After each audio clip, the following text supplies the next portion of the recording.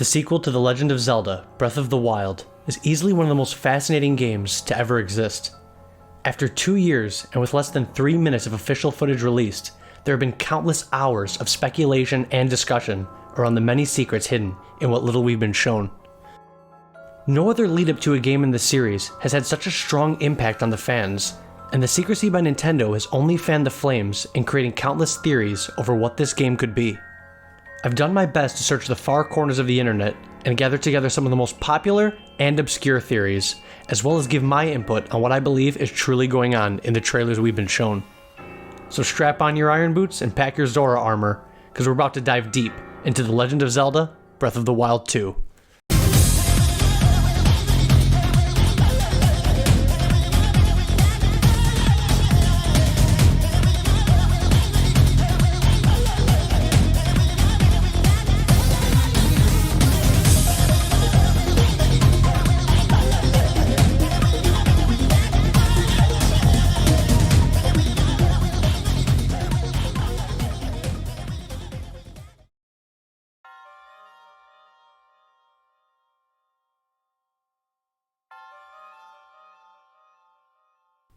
For those of you unfamiliar with how an Iceberg video works, we're going to be starting things with the surface level, which is going to be common knowledge and some well-known theories involving Breath of the Wild 2. And as the video goes on, we'll be reaching into the deeper, more obscure, and in my opinion, more interesting topics. So just keep that in mind as this video continues. To kick things off, let's start with one of the very first theories to ever be talked about regarding this game, and that is Ganondorf's body. Ever since the very first trailer dropped at E3 2019, people all over the internet have speculated on the identity of the body shown in that very first gameplay trailer. While Nintendo has never explicitly stated that the individual that we see is indeed Ganondorf, people all across the internet have already found so many different clues and details and little things that at this point it's almost common knowledge and widely accepted that this theory is in fact real. For those of you guys unfamiliar, or who just kind of go along with the fact that majority of the people think that this is Ganondorf, let's just go over some of the reasons why people do believe this theory. First things first, one of the most iconic things about Ganondorf is his red hair, obviously him being of Gerudo descent, which, if you guys know anything about Zelda lore, only one Gerudo male is born every 100 or so years, and most of the time that male ends up being Ganondorf, which is seen in the series, so such as Ocarina of Time, Twilight Princess, Wind Waker, and by looking at the body, you can see the red hair is definitely one of the most defining features. Now, in addition to this, looking at the clothing and some of the other markings, you can very clearly see the Gerudo symbol, which is the entire symbol of the clan, which is shown in Breath of the Wild and throughout the entire Zelda history. So that, mixed in with the red hair, are pretty good evidence. However, the one that sells me on it the most and what really solidifies it for most people is at the end of the trailer, seeing the Eyes of Malice show up as the body reanimates or awakens. Now, in Breath of the Wild, we do know that the Eyes of Malice are directly connected to Calamity Ganon. You see them in the goop that is all around Hyrule and in the Divine Beasts. So having this mummified body reanimate with these Eyes of Malice is pretty good evidence that this does in fact belong to Ganondorf. Now, however, there are going to be some theories later on in this video that may contradict this, so keep these things in mind for then. Moving on is the theory that Zelda is indeed playable or going to be playable in some capacity in Breath of the Wild 2. And I think that this has a little bit of validity to it. I think it goes beyond just wishful thinking for most players. I mean, people have wanted Zelda to be playable in some capacity in a 3D Zelda game ever since, the beginning. People have always talked about or speculated on it. And I remember even when the DLC for the Champion's Ballad was first talked about, a lot of people were theorizing that Zelda would have a playable form at some point. But there is a little bit of detail that makes this more of a theory rather than just wishful thinking. And that has to do with Zelda's new haircut. Now, those of you guys who have watched the 2 trailers probably have noticed that Zelda has a new haircut for this game that she did not have in the first Breath of the Wild. And that is that her hair is shorter. Now, while this visual design change could very well just be to signify that she's grown as a person or that some amount of time has passed since the ending of Breath of the Wild, a lot of people think that there's a little bit more to it than that. For those of you guys unfamiliar with animation rigging, people think that this short hair might have something to do with the fact that if the sequel to Breath of the Wild continues the trend of a lot of different armor types and customizable, headwear, tunics, armor, legwear, all that stuff, in order to make that a little bit easier when swapping between those different things, they think that the short hair might have something to do with that, allowing Zelda to kind of have easier animations when climbing or running or equipping certain things. So yeah, that's the biggest reason why people are hoping or theorizing that Zelda may have some type of playable feature or function in this game. And the only evidence that a lot of people really have is the short hair.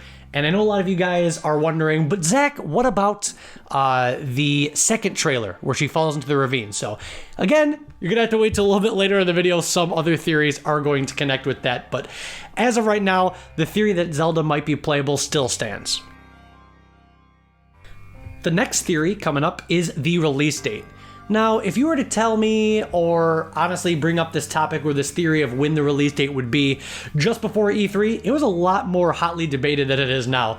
I remember back when the game was first revealed at E3 2019, people were thinking that the game would release at sometime in 2020. Most commonly, people were thinking holiday 2020. So looking back on that, that's kind of ironic and a little bit sad now that we know that Eiji Aonuma has confirmed that the team is aiming for a 2022 release. But there are some theories. There are people who are arguing that it could be an early 2022 release date or a holiday 2022 release date. And if we are going with this theory for what the possible release date to this game could be, obviously we don't know. This game could very well be delayed all the way till 2023 or beyond. If you guys remember, the original Breath of the Wild was said to be releasing in 2015, and we all know how that went. So, my personal opinion on this is that The Legend of Zelda Breath of the Wild 2, or whatever the game's final title will be called, will be a holiday 2022 title. Now, why do I think that? The number one biggest reason why I believe that has to do with E3 2022, if it does happen. I believe very strongly, especially after that second trailer and the fact that we have not yet gotten a title for the game and Nintendo still being very secretive about it, I think that much like with E3 2016, E3 2022 is going to largely focus on this game. Even if it might not be Nintendo's only game shown, I think that they are going to really put all their eggs in one basket to at least have this be the big, heavy-hitting game that they're going to show a lot of stuff, the treehouse, maybe even have a playable demo at some point. But I think the fact that E3 2022 exists kind of confirms that we're not going to be seeing this game in March or April or the summer yet. We'll probably see it October or November of next year. So that's my take on that theory. Now that all that is out of the way, let's move on to the next set of theories.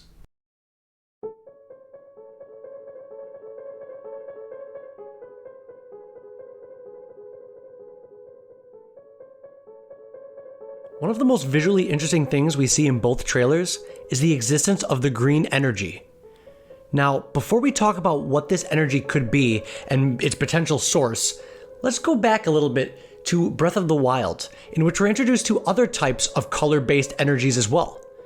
Starting with the most notable one, the blue Sheikah technology energy. From the very beginning of the game, the moment Link wakes up in the Shrine of Resurrection, we're greeted with this luminescent blue energy that we later find out is powered by Sheikah technology.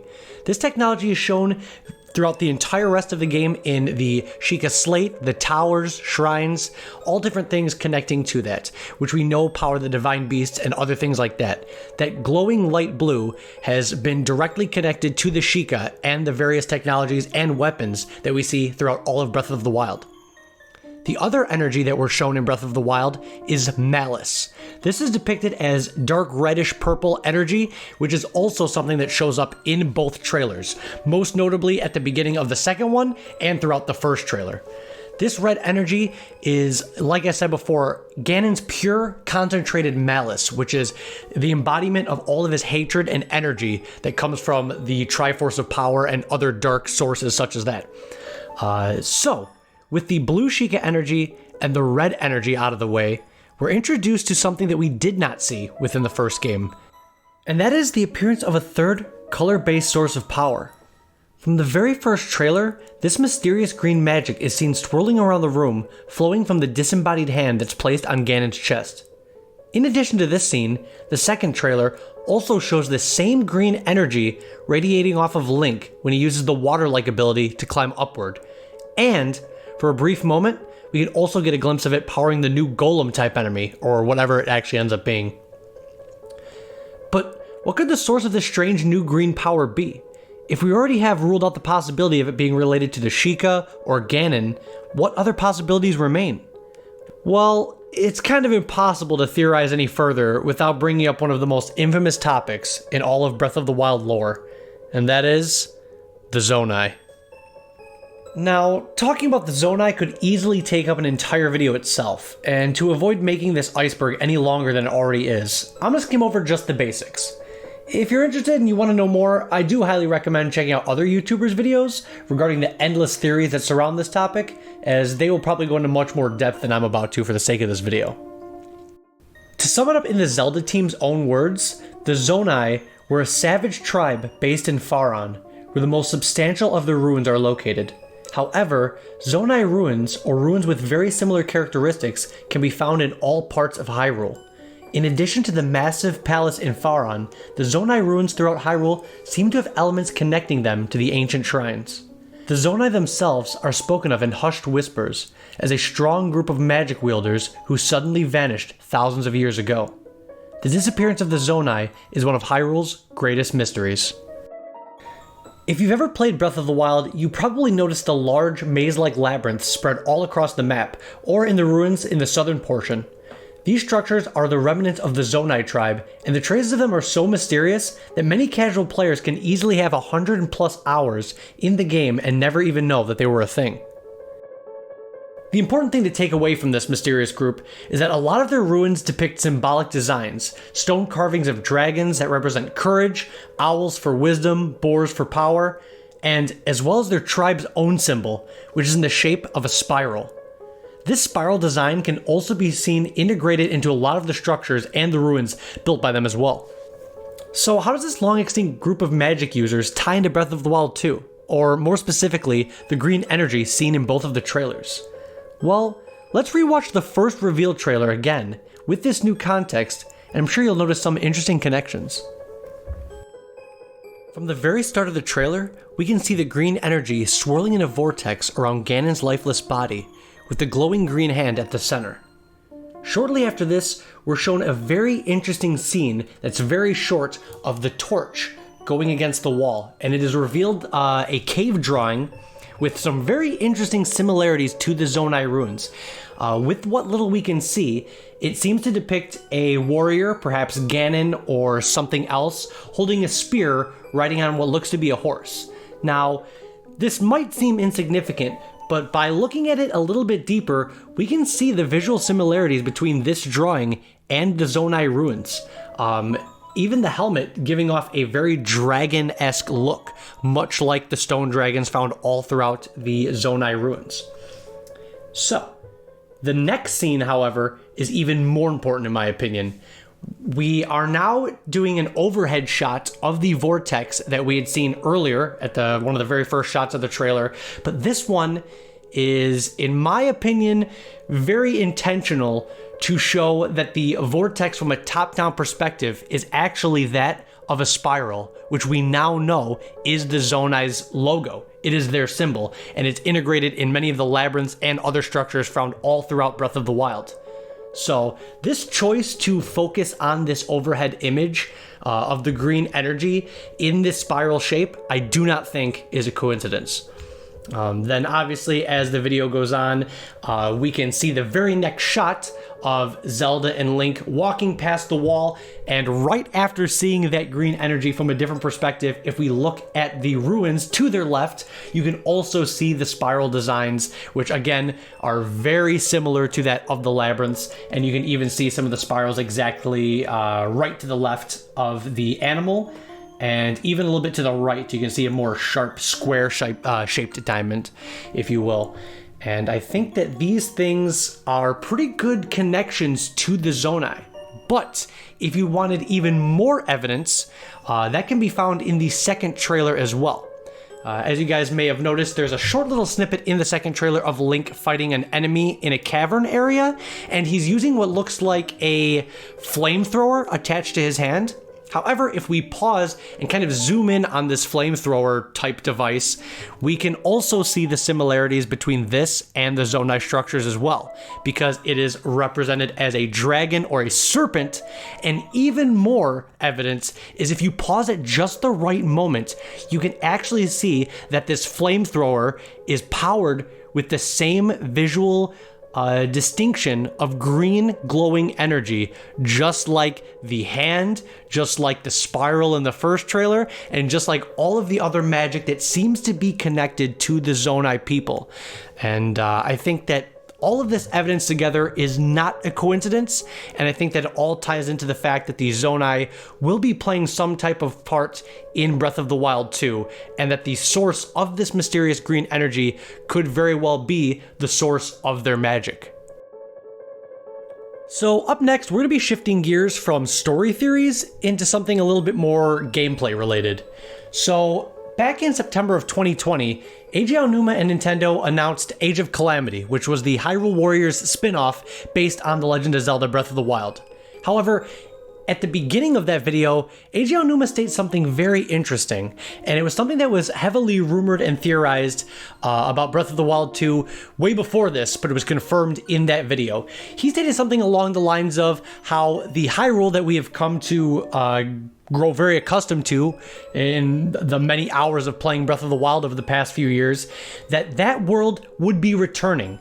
And he said, in order to make that world as fun and interesting to explore as before, the team is going to need a little bit more time. So, what does that mean for the gameplay of Breath of the Wild 2? For the very first time ever, a full-fledged sequel to a 3D Zelda game is going to be reusing the same open world as its predecessor. And that's going to be interesting, and there's a lot to really uncover with that. Including the locations that we can go to, returning characters, secrets, all kinds of stuff. So I'm going to break it down bit by bit here. First things first, let's get the big one out of the way. With the second trailer, I think the most notable thing to take away from that is that we will be exploring new region in the form of the skies above Hyrule. That was confirmed during this year's E3. And we did get to see a little bit, not as much as I would hope, and probably not as much as Zelda fans would hope, but still a decent look into the sky. Now, ignoring Link and some of the other powers and abilities, which we'll talk about later, the sky, there's a little bit to break apart here. And I think that these little islands that we see floating above the Kingdom of Hyrule, there's a little bit to explore, and there's some secrets, including we see that new green enemy or whatever it is. We don't know if it's friendly or bad or whatever, that green frog-looking serpent golem type thing. So we do know that different types of enemies are going to be existing in the game. And we don't know how many are going to be limited to the sky area. But another cool thing is that I believe that these islands or these small takeaway areas will actually be the substitutions for shrines. Because as we know, shrines from a story perspective should really return, as Link should have explored all of them in the previous game, plus that they were Sheikah trials for the hero. And now that we've pretty much sealed away Calamity Ganon, there's no need for trials anymore. So I think that whatever these sky areas are, they're going to house some sort of mini dungeons or substitutions for what we got as shrines, because I don't think the concept of the bite-sized dungeons are going to be going away anytime soon. Now, does that mean that full traditional dungeons have no chance of coming back? No. In fact, through a few clips, and if you slow down some of the footage, you can actually see to the right of one of the shots in the second trailer, there's a really large building. And obviously we don't know what this is, but a really large structure is something that, other than Hyrule Castle in the first game, we did not see much of. There was, other than the Divine Beasts and, like I said, Hyrule Castle, there was not many large interior sections compared to other 3D Zeldas. So seeing this really large tower in the distance gives me a lot of hope that something along the lines of a larger trial or dungeon is very possible, that we'll be able to explore that in this game. Now, we all know about the sky. That's been confirmed. Now, to the extent we don't really know, but I want to move on to other places that we could explore to keep things fresh and unique, and that is the underground. Much like how the second trailer focused on the sky, the very first trailer we ever got for this game had such a large emphasis on the underground sections, with Zelda and Link and finding Ganondorf's body and the ruins and the connections to the zone I previously stated.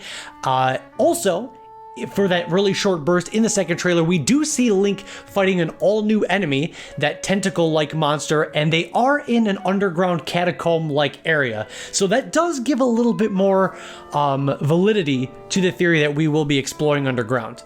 And some of it's going to tie into an upcoming theory with Zelda as well. But stay tuned a little bit longer for that one.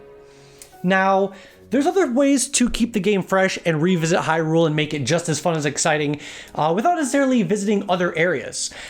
We could be, doing a lot in the sky. We could be doing a lot underground. But as we've seen, we will be on the surface before. So how is Zelda team going to make that just as fun and engaging as they did the first time? Well, we've already seen in the trailer that they are remixing some enemies. The most notable one is obviously the Bokoblin Fortress that is on top of a stone talus. Like, taking things and concepts that we know and love and putting a little twist on them will make things interesting. Just imagine what they could do with Lynels or encounters with Guardians or other things like that. I think that there's a lot of potential there, just more than the surface level thing. Obviously, the small touches as well. You can see that the Bokoblins do have longer horns, so there are some visual differences, but I think that we are just at the tip of the iceberg when it comes to all the different remixes of enemies that we're going to be seeing. I do think that the mixture of new enemies plus these strange, unfamiliar encounters with some of the classics will make things very fun and very exciting in this game. And yeah, other than that, some other theories that were thrown around is that many people believe that there's going to be some sort of underwater element. Now, there's not so much evidence for this, but it would make a lot of sense considering that a lot of 3D Zelda games do have at least a water temple or an underwater dungeon, and Breath of the Wild didn't really have any underwater exploration at all. And the biggest piece of evidence that people do use to support the underwater theory is that using boundary break camera glitches in the original Breath of the Wild, you can see that Nintendo and the Zelda team put a lot of detail under the water that we're not really able to see. A bunch of fish and coral reefs and just a lot of really interesting details that many players, 99% of players, are never going to see. So that does beg the question, was underwater exploration a scrapped feature of the original? And is that something that Eiji Aonuma and the team hope to bring back for the sequel? I guess only time will tell. Either way, I think that there's a lot here. And we do now know that we are going to be revisiting Hyrule in some capacity, but I do believe that these new areas from the sky, the underground, and remixing the surface that we know and love will make things very interesting. Alright, now before we jump into the next segment of the video, I think this is the perfect time. If you guys watching at home need to take a break, stand up, get a snack, stretch, pause the video, come back, because we're about to get into some of the really crazy deep dive theories. So this is your time to take a break. This is a little intermission, and yeah, hopefully you guys come back and enjoy. Alright, still here? Then get comfortable, sit down, and let's jump on in to some of the deeper theories in this iceberg.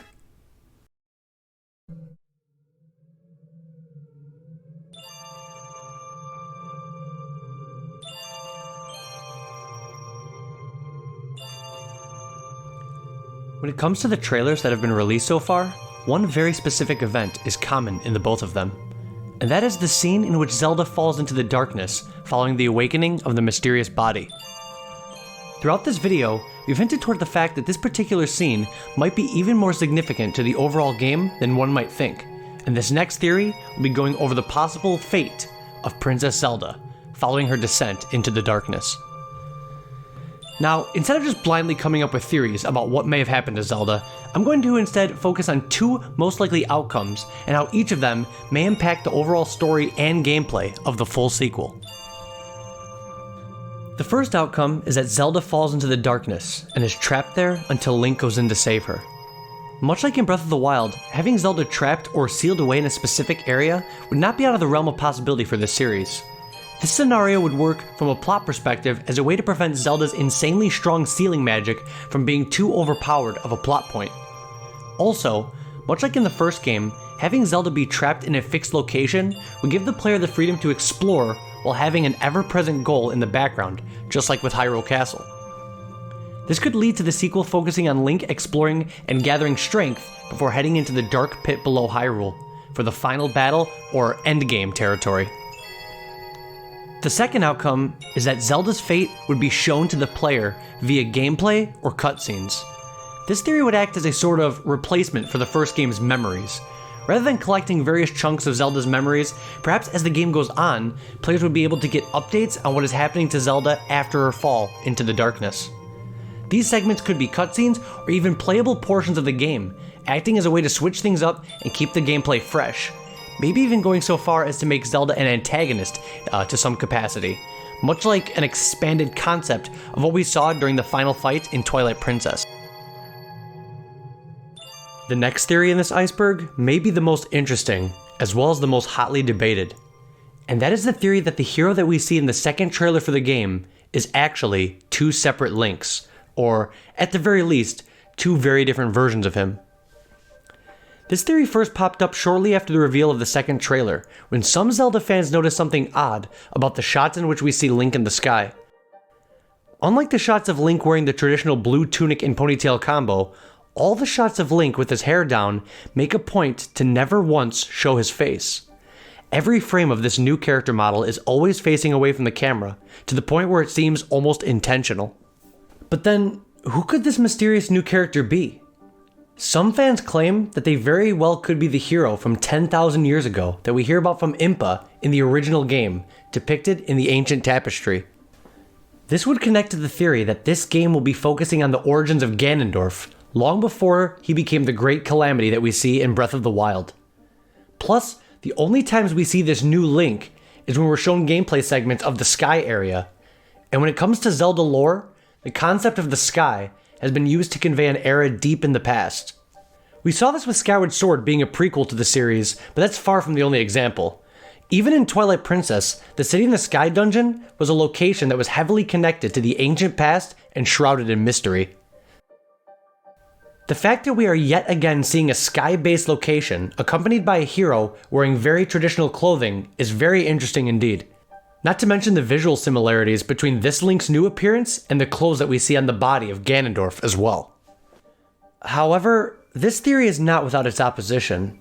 As many fellow YouTubers have pointed out, structures and buildings from the present-day Hyrule can be seen in the background of some of the sky area screenshots, leading some to believe that these moments could not take place thousands of years ago, but rather in the present day, shortly after Breath of the Wild. Also, if you zoom in on the shot of Link skydiving near the beginning of the second trailer, you can actually see that he does in fact have the same earring as the Link that we play as in Breath of the Wild. Now, whether or not this deconfirms the existence of two Links is up to the individual, but it looks like only time will tell when we'll get an answer to this mystery. Despite the fact that, as of the recording of this video, we do not have a release date or even a final title for this game, this next theory might seem pretty far-fetched. Mostly because it has to do with the ending of the game, or more specifically, the location of the final battle. As you've probably seen at least 100 times already during this iceberg, the shot of Hyrule Castle lifting into the sky is a major point of focus in the second trailer. So much so that the final shot of the castle ruins lingers on screen for multiple seconds as it slowly fades to black. Much like the cloud of malice hanging over the castle in the first game, this ever-present floating fortress could very well play into the endgame due to the fact that this is presumably where Link and Zelda find Ganon's body deep underground, and where Zelda herself fell into the dark abyss, making this area a focal point story-wise. If Breath of the Wild 2 is truly going to attempt to bring Ganondorf back, having the final battle take place inside or beneath Hyrule Castle would not only be fitting, but it would make a great callback as well. Why is that, you might ask? Because, believe it or not, we've actually seen something very similar in the past. Fans of Ocarina of Time will remember that after the 7-year time skip, Hyrule Castle was replaced by a dark, foreboding tower, which acted as Ganon's hideout, as well as the location of the game's final battle. The imagery of a dark floating castle over a crater in the ground is found in both Ocarina and the second trailer, giving even more connections to this theory. The biggest piece of evidence, however, comes from an unused concept idea that Nintendo showed off during a 2017 Game Developers Conference. In this image, we can see what appears to be a floating version of Death Mountain, which mirrors the floating castle shown to us in the trailer. What's more important, however, is the figure that unmistakably resembles Ganondorf at the top. We've already seen Nintendo use multiple cut concepts from Breath of the Wild in the sequel's trailers, such as Link's new arm and the streamers on the new glider, so it's very possible that this is no different. Having this area be the location of the final battle against Link and Ganondorf would not only be an amazing callback to games like Ocarina of Time and even Breath of the Wild, but it would set the stage for an unforgettable finale. Now, before we wrap things up in part ways, there are a few more theories to cover in this iceberg, so let's dive even deeper.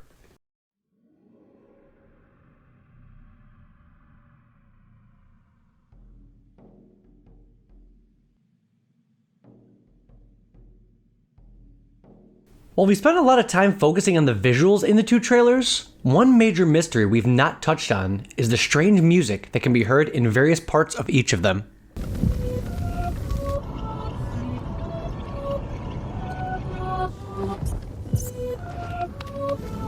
At first, this music sounds like nothing more than jumbled up fragments or random sounds, but after countless theories and breakdowns of the song, a Twitter user by the name of Takeo found a very interesting connection between the sounds we hear in the trailer and the song that plays during Impa's story of what happened 100 years ago. I'll play a clip from Takeo's original video with a link in the description, and you guys can tell me what you think in the comments below.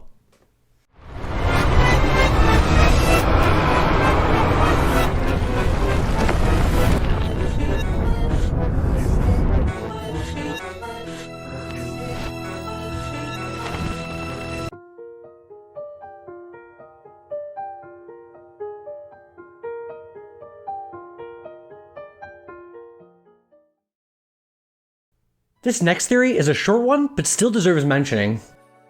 What set Breath of the Wild apart from most of the other 3D Zeldas was just how lonely and isolating it was to have Link surrounded by nothing but nature. While I think this choice benefits the game a lot, it was a pretty big departure from having iconic partner characters like in the other games. This theory speculates that the glowing hand we see so much of in the two trailers is actually going to take the role of a secondary character or even as a partner for Link. Meaning that the hand itself may be sentient or even have a voice of its own, telepathically communicating with Link throughout the entire adventure, or maybe even providing hints or tips as well. This would help the game stand apart from its predecessor and give it a much different tone. Just imagining a Midna or Fi type character attached to Link at all times sounds like an infinitely amusing choice, for better or for worse. While on a first watch, the trailers for Breath of the Wild 2 might seem cryptic or hard to understand, but there does exist a common thread or reoccurring theme in both of them. Both trailers heavily focus on the use of time, which is nothing new to the series, however, it's a little bit more specific than that. Whether it's the mysterious audio, or the vast new world hidden in the sky, or even Link's new abilities shown, all of these features are based on the concept of reversing time. Even when viewed from a story perspective, the concept of Ganondorf returning, the ancient-looking clothes Link is shown wearing, the callbacks to the Zonai and past games in the series, all of these seemingly disconnected mysteries are tied together by that single thread. Again, let's take a closer look at two of the abilities shown in the second trailer.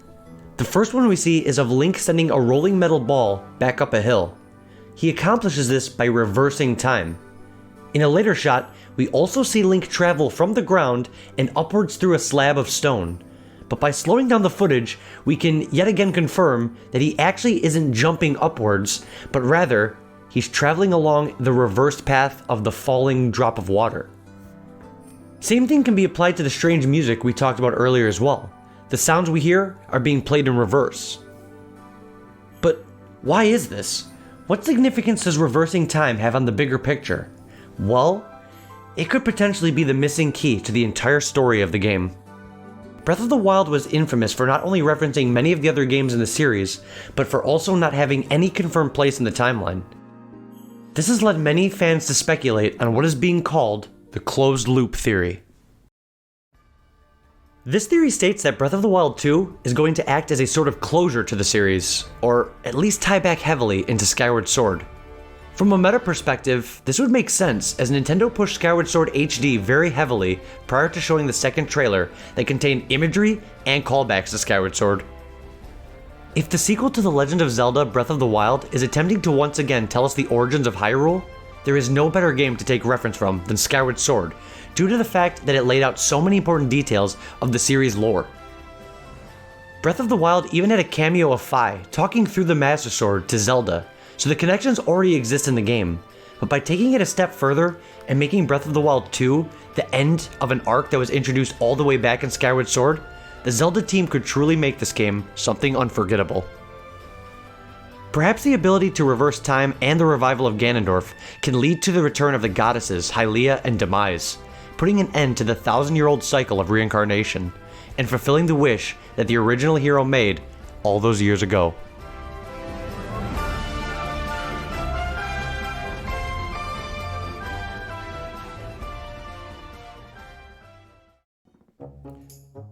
Thank you all so much for watching this Iceberg video, as it was quite the undertaking. I'm still new to these long-winded analysis videos, so I'm sure there's still much room for improvement, but in the meantime, if you'd like to support me in making more content like this, please feel free to like or comment on the video, or join us over on Twitch, where we live stream all of the games in the Legend of Zelda series. Until next time, see you around.